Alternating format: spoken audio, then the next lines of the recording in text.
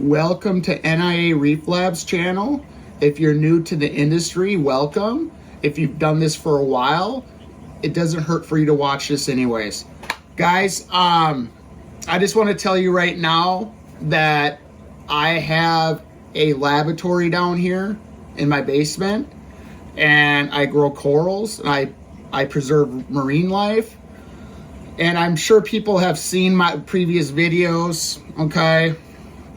But my whole goal down here in this basement, in this facility, should I say, facility, is to preserve marine life, okay? I do my best. There are some corals I just don't have on hand just because I know that I can't keep them, okay? And it has nothing to do with my skill level. I'll get into that later into this video, okay?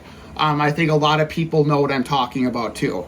But if you're doing this right now and you have corals and you're growing corals, good for you, okay? Really good for you. You are doing a service to the species, because whether you want to believe this or not, every day they're dying in the ocean, okay? They are dying in the ocean every day. And it's just getting worse. Will they become completely extinct in the ocean? I don't know. If my best take on it, very possible. Very, very possible that they will. So it's good that we're preserving them, okay? Now we're going to talk about how do we keep these corals alive. Okay, this is my best take on this, okay? Everybody, that there's people that have different levels of knowledge in this hobby. Excuse me. I'm gonna clarify this right now. I don't really like to use the word hobby.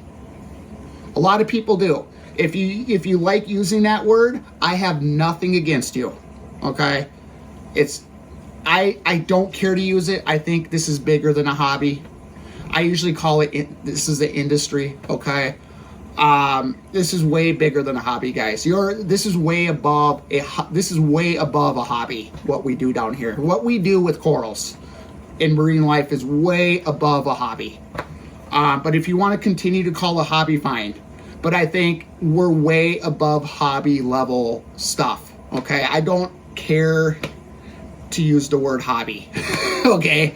But don't get offended by me by saying that. I'm really kind of, what I'm telling you is that we're doing way bigger things than just a traditional hobby. You know what I mean? This is way bigger. This is a lifestyle for a lot of people, okay? So people put their whole lives into this. And they're doing it to keep corals from going extinct, whether you want to believe it or not. I mean, you may not think you're doing that, but you are. You are preserving marine life in your house, in your home, in your commercial property, or wherever you're doing this. Some people have stores. Some people in the basement. You know, I have my facility here in the basement. So yeah, okay. So anyways, I'm not sure if I've mentioned this already, but I do have 4 tanks, a 70-gallon, a 33-gallon, a 20-gallon, and a 15-gallon. And I have a whole system down here. But I will say this, okay? I will say this. Is there a definite answer to how to keep corals alive? No. Okay. Will you ever know everything? I'll tell you this right now. I don't care how much you think you know. You're always going to need to. You're always going to learn more, because there's things. There's reasons. The reasons why some of these corals die, we have no idea. Okay. So I will. This is a disclaimer. If you're not in this industry yet, and you're thinking about doing it, do not be discouraged if you have some corals die. In fact, don't be discouraged if you have a lot of them die at first, especially when you first put a tank up. I will talk about when you first put the tank up, guys. A lot of people are against adding corals right away to the tank. I don't think there's anything wrong with doing that, okay? And yes, it is more stressful to the corals. Yes, there's a lower chance of the corals dying. Okay, there's a lower chance of them dying. There's a higher chance. There's a higher mortality rate if you add corals to a tank right away, right when you put a tank up. But there's a lot of people that believe that that's not a good idea. You guys, we just go buy the cheap corals. Buy the cheapest corals you can get, okay? And the ones that grow the quickest that we have a lot of in circulation, okay? I think it's perfectly good to add corals to a tank just because I think there's things on those frags. There's bacteria on those frags.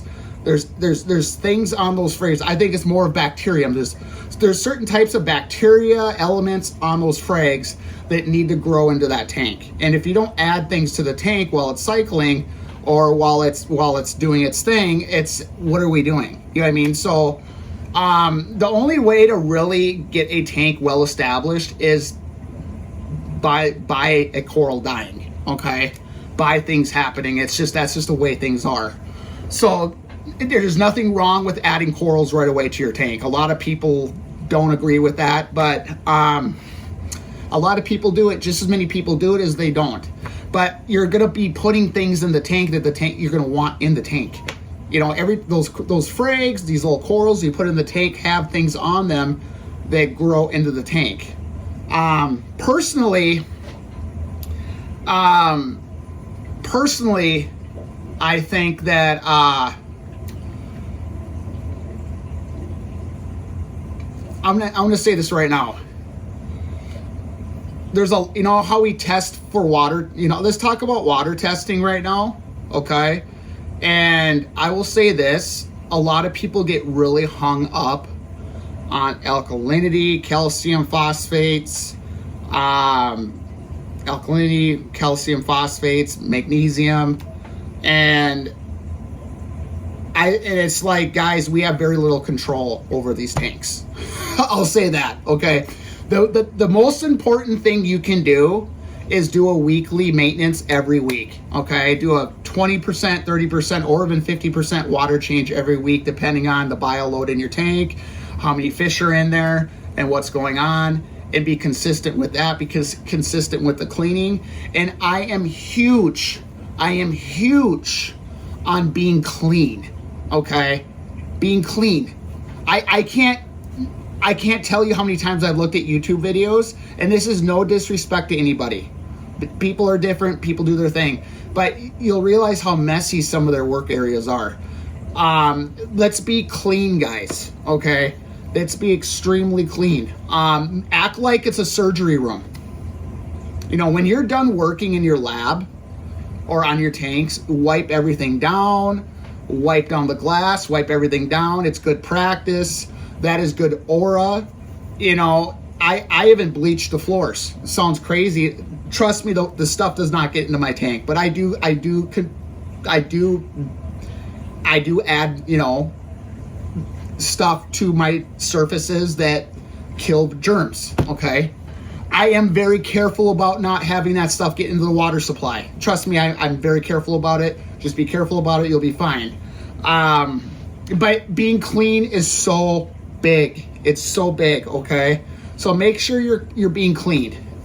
And that alone is just good practice.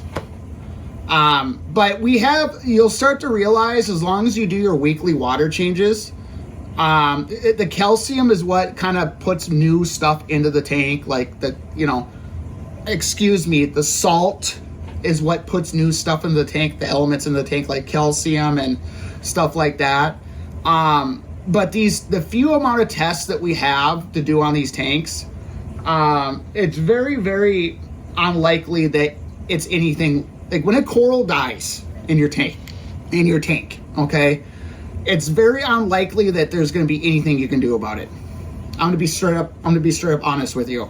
If you're doing your weekly water changes and you're doing your weekly maintenance, there's very little you can do when a coral does die. Because nine times out of 10, there's something going on in the tank. There's some element that's off. something happened in the tank that we don't even have a test for unless you send an ICP test to a lab somewhere and they can test everything, okay? Unless you have an ICP test, there's not a whole lot you can do. They always tell you to keep your alkalinity as consistent as possible, which I agree with. I think if you can keep your alkalinity as consistent as possible, that could minimize risk. But there's also people in the hobby that are also arguing in the industry, excuse me, not hobby, industry, whatever. I call it hobby sometimes too. But anyways, there's also people in the industry that are starting to argue against the fact that alkalinity swings aren't even causing coral deaths. They don't even think it's really causing these corals to die. So people are kind of wondering if it's even when you get an alkalinity swing, is that even causing the coral to death, the coral to die? Okay. I'm just looking at my tanks over there. But anyways, think about it. When you buy a coral from a store and you bring it back to your tank, the store could have 10 alkalinity in their tank, and then you could have 7. How come the coral doesn't die then? You get what I'm saying? There are massive shifts. I mean, a store their alkalinity could be 9 and your alkalinity could be 12, or your alkalinity could be 7. Mine is 7. My alkalinity is a little bit lower. So my alkalinity is actually a little bit lower. I keep it at 7 just because seawater is 6-8. So why am I pushing it up to 8 or 9? I guess they say the higher it goes, the more corals grow. Okay. But there's also risk factors in that. If you're trying to get your corals to grow faster, it can be more sensitive to death too, or things going wrong too. Is a just so you guys know that. Okay. Depending on your skill level, some people swear they can look at their tanks and tell what is wrong with it just by looking at the tank, and they don't need a test. And I'm like, okay, I find that hard to believe. Okay, I've seen people say that in videos, like if I can tell when my calcium is low just by my corals doing this or that. And I'm not, look, I am not trying to diss those people or anything like that. If they could be telling the truth, okay? But just test your water, okay? If you think that something is low or high, just make sure you test it. It just takes a few minutes, okay? So don't fall into that where you think that you can look at your tank and know what's going on all the time. Who knows? Maybe you will. Maybe you're so good at observing your tank. Maybe at some point you will get to that level. So I don't know. Maybe those people are telling the truth. I've been doing this for a few years, and I've never gotten to that point where I can just look at my tank and tell what is going on just I test my water. So not to be rude, okay, not to sound rude, okay. I'm really trying hard to be as nice as I can when I say things too. I don't want to offend people. But just test the water. And look, if you're somebody that really is doing that and you're just looking at your tank and you know something is low and you don't test your water and it works and it really does work and you can tell by your eyes, good for you, okay? Good for you. I guess who am I to say to test your water? If something works for you, then do it. Okay. But this is more for a newcomer. These are newcomer video, for new people that are just entering the industry. I just want them to have, I think testing and being committed to testing water is a good habit, to be honest. I think it's a good habit to make sure that we're doing that. But I will tell you this, guys, you will have corals that will just go up in flames and die, and you won't even know why. You'll have everything. You'll be doing your maintenance every week. Everything is fine. I mean, you'll be committed to your maintenance every week. You're really good at cleaning your tank. You do everything on by the book.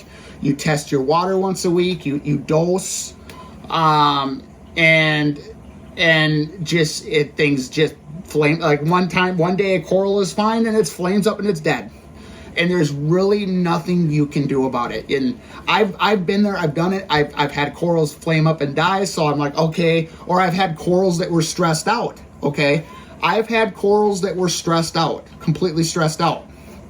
So what do? Is I go run into the lab, I run all these tests, and I find that everything is normal. And there's nothing, like, what is causing this coral to be stressed today? Like, everything is different, same as yesterday. You'll never know why. There's elements in the tank that probably are depleting and that we don't know. We don't really have tests for. I also believe when it comes to new tanks, that the reason why it takes so long for a tank to mature is because there's bacterium that need to grow into the tank, and that could be it too. Like, I've had SPS coral, like my SPS coral, and I have a few acros. I have a 75-gallon tank it's a mixed reef. Okay, I have a little bit of everything in there. Soft corals. I have a couple acans in there. I have zoas. I have leathers. I have hard SPS, Montes, hair. What are those things called? I have SPS corals, acro corals, and for the first 6 months, I could not keep SPS corals in there. They would, in fact, when I first put some SPS in there, they would grow, and then one day the whole colony would just die.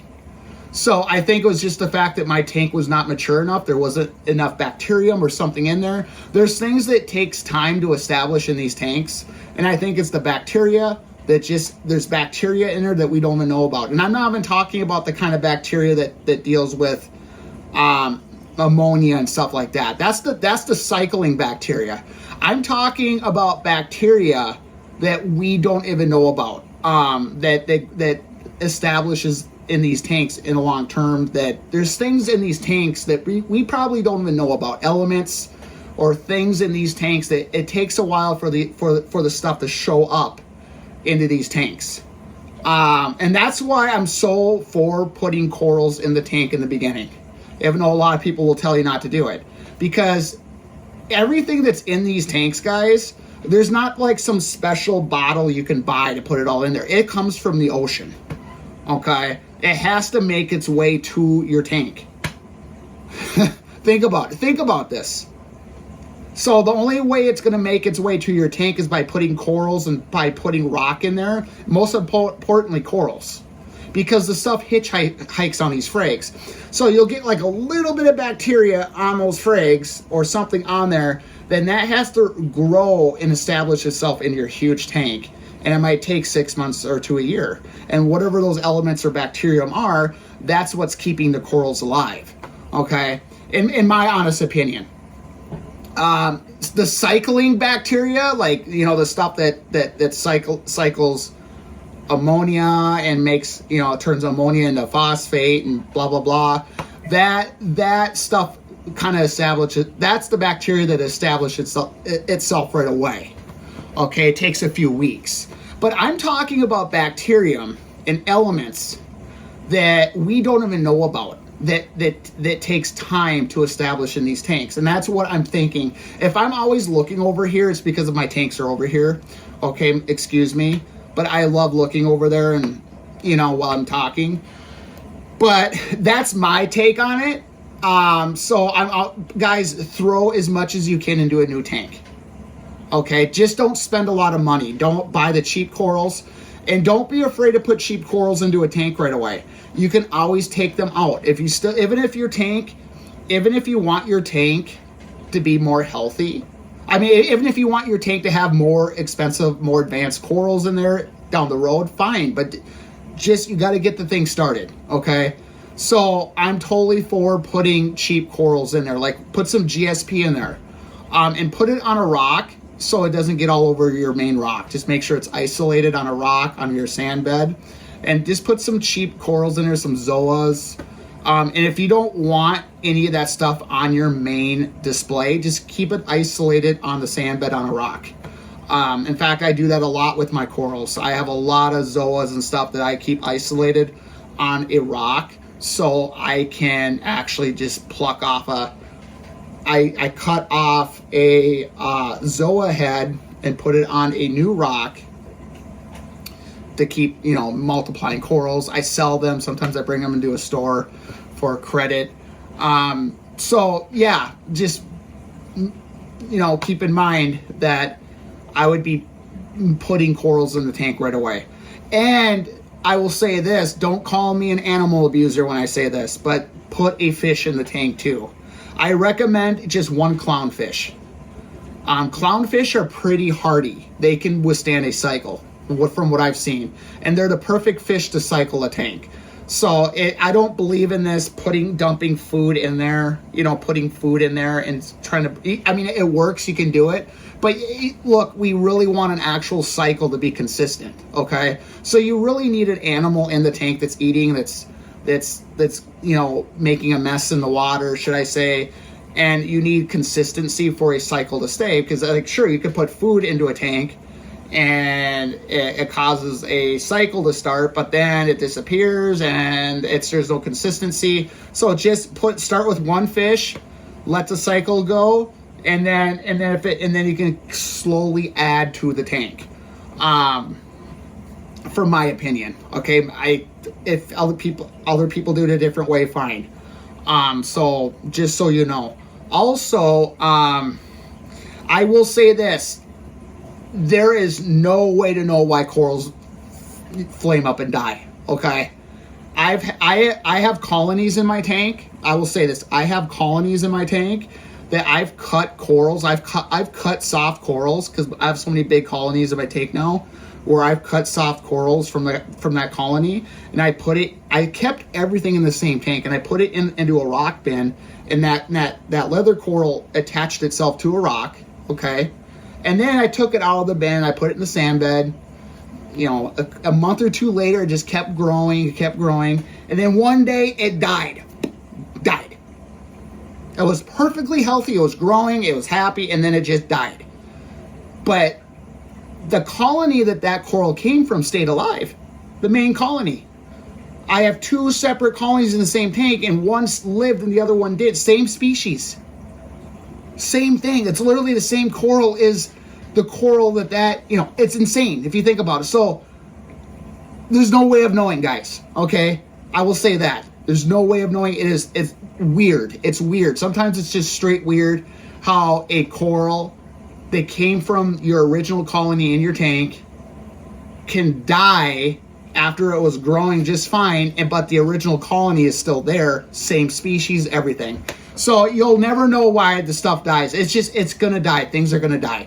You're always gonna have a percentage of coral that die when you do this. There's no stopping it. Some people get lucky, okay, and they manage to go a long time without anything dying. Good for you, okay, good for you. But especially when you start out, I think the longer a tank goes, the death rates get lower because things are growing. Like there's bacterium, like I've said before earlier in the video, and elements that are growing in the tank that the corals really need, and maybe it lowers the death rate over time. But my rule of thumb is, as long as you're preserving and growing more corals that die, you are winning this game, okay?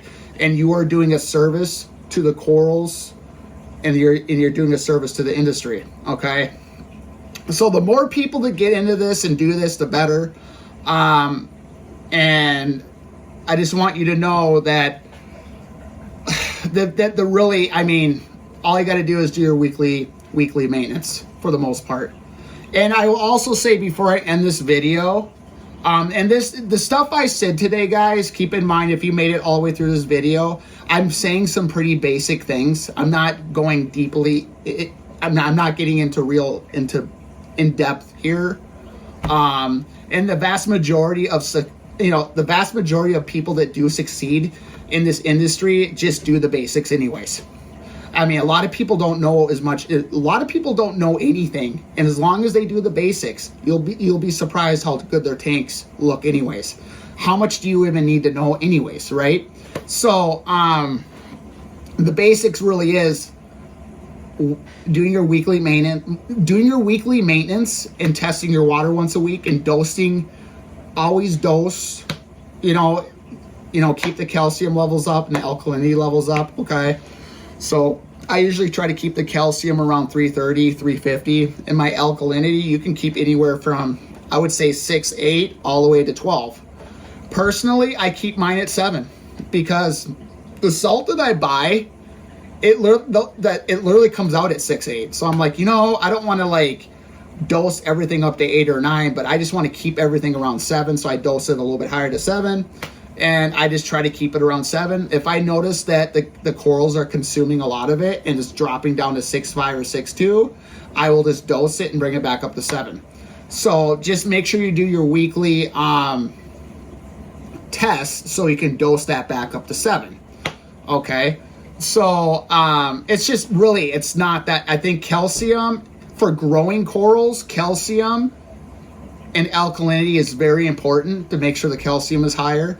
And don't get me wrong, the calcium can be all over the board too.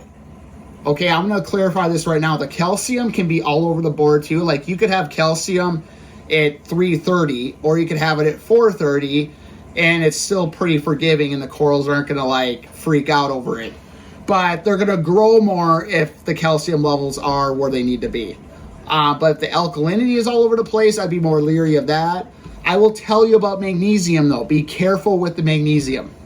If your magnesium levels are low, don't dose it overnight, okay? You're going to have to do slow increments of dosing, okay?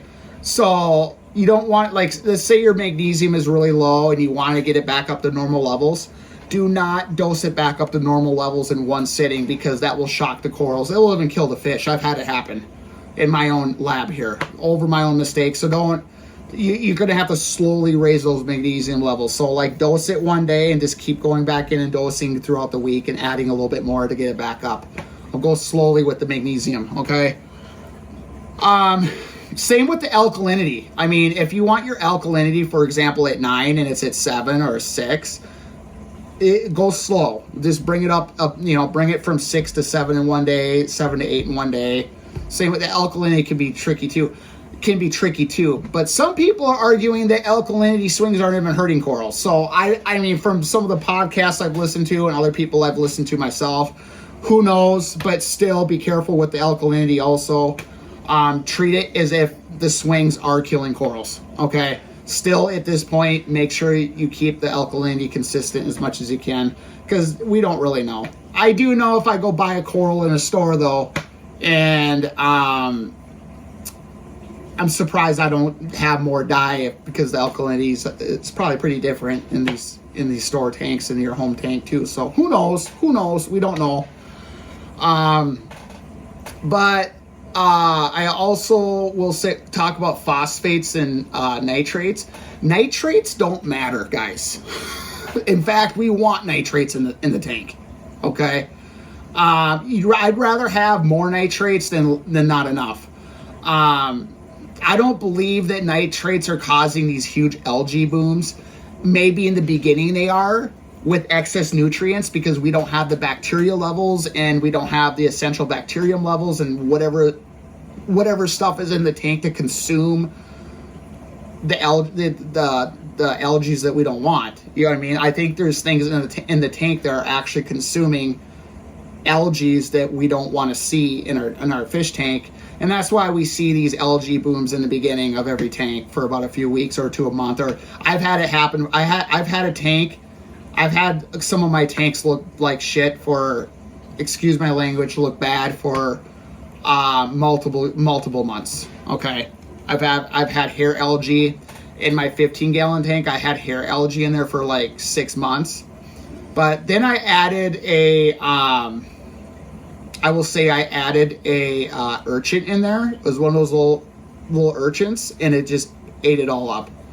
So look, I can't confirm that the urchin ate it all up, but when I put it in there a month later, I noticed all the algae was kind of gone. So it probably was the urchin, but now it hasn't come back. I put the urchin in a different tank. I have a couple of urchins in the facility here that I swap around tanks. Just when there's algae issues. hair algae issues. They love the hair algae for the most part. They don't eat it all. There's some species of hair algae they don't eat, but a lot of it they do. And I will also say, there's one more thing before I end this, is that have multiple tanks. Don't just have one, okay? And a lot, I haven't heard this from anybody, but have at least one more tank. At least have two. And I will tell you this why. It's not because it's cool and it's cool to have more than one tank. It's because if you get a coral that's stressed out, this has saved so many corals in my lab. If you get a coral that's stressed out, you can, and you do the test and everything looks normal, you don't know why it's stressed out, you can put it in a different tank. I've put my corals in a different tank, I've swapped them around tanks, and it saved them. They came right back. So have another tank up.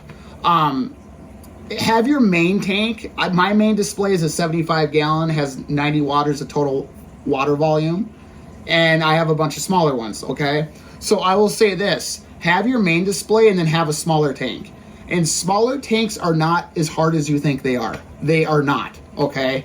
They're pretty darn easy. This stuff that came on in the beginning of nano tanks, like they're harder, they're not, okay? In general, they're not, unless you have acro in there or like some harder corals like SPS, and they could be harder. But like if you have easier corals in there, like zoas and leathers and stuff like that, they're actually easier to deal with in a bigger tank, in my experience. And they cycle quicker too. And I've noticed that my bigger tank, it took longer for the corals to live in there consistently. And like I had a lot of my main corals in my 15 gallon at first, because like, I don't know, the bacterium or whatever it was that grows in these tanks was able to grow quicker in a smaller body of water too. So have a second tank. Also, reef rights, guys. Get the reef rights. Make sure you put these in. You're feeding the corals with these reef rights, okay? A lot of people say they don't do it. It doesn't help them, stuff like that, blah, blah, blah. No disrespect to anybody that says that they don't feed their acans or anything. No disrespect to them for what I'm about to say, but I think some of it, when they say stuff like that, some of it could be a little biased because they just don't want to do it. You know what I mean? They're just saying they don't, I don't do it. I don't notice a difference when I don't feed my acans or my corals. And maybe your corals are still alive and they're still there, but I can guarantee you if you were feeding them, you would notice more growth. Okay, so make sure you're feeding them. I always use reef rights. I just do it once a week. I do it once a week. Do it as much, if you really want to be proactive with it, do it more than once a week. But just be careful because you don't want the nutrient levels to get too high from reef rights too. So I usually just do it once a week. I feed the corals once a week. Anything with a head, okay, has a mouth, I feed them. And you'll realize that if a coral has a mouth, it eats. Okay, so yes, you should feed your corals if you can. I haven't feed anything that has a mouth. If I notice, like even I have red exenia in my tank, and even those little heads, those are mouths. I've had so much, the thing is with that red exenia, that's a more rare version of exenia. Okay, so I will tell you that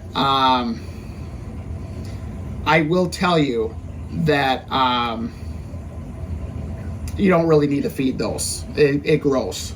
But it does help your corals if you want to feed your corals. All right, guys. Thank you for joining today. And that's pretty much all I'm going to say for today's video. If you made it through this far, great. If you have any questions, comment below. I'll try to answer as much as I can. And have a good day.